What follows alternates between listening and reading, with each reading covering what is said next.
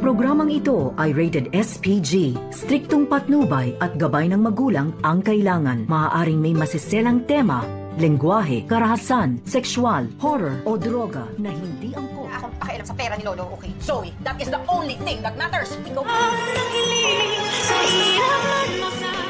Nagtatalo na naman itong si Moira at itong si Zoe dahil ang gustong mangyari ni Moira, nasasama itong si Zoe upang marinig nito na basahin ng attorney ni Don Pepe tungkol sa kayamanan na iniwan dito sa kanila.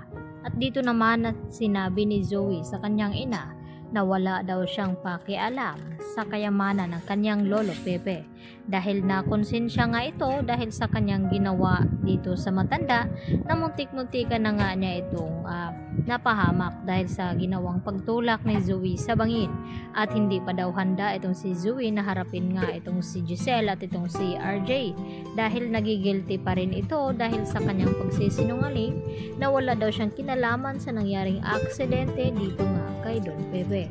Samantala, nagbigay din naman ng payo itong si Chang Susan dito sa kanyang pamangkin na si Lynette na kung tutulungan man niya itong si Zoe ay dapat hindi niya daw papupuntahin doon sa bahay dahil alam naman daw niya na anak ito ni Moira at may isang ganungang pag-uugali nito at dapat wag daw lubos-lubos na magtiwala dito nga kay Zoe dahil alam nga nila na anak nga ito ni Moira.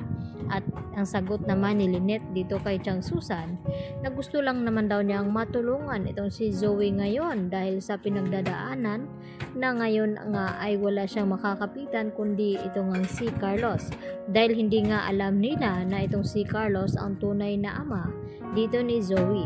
Kaya mas gustuhin nga ni Zoe na makausap ng sarili na nitong si Carlos dahil hindi nga siya makampante ngayon lalo pat palagi pa rin daw nagpapakita at nagpaparamdam itong si Don Pepe dito nga kay Zoe.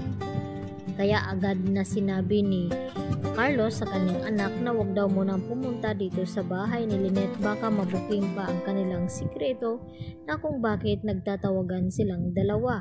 At hindi lang iyon dahil masisira talaga itong pinagsamahan ni Lynette at Carlos kapag nagkataon na mabibisto ni Lynette na itong si Carlos ang tunay nga na ama dito ni Zoe.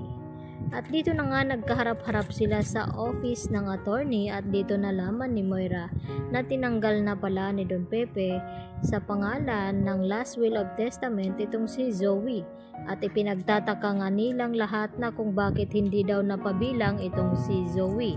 At dito nga nabanggit ni attorney sa kanila na yun nga ay kagustuhan ng matanda bago nga mangyari itong aksidente sa kanya.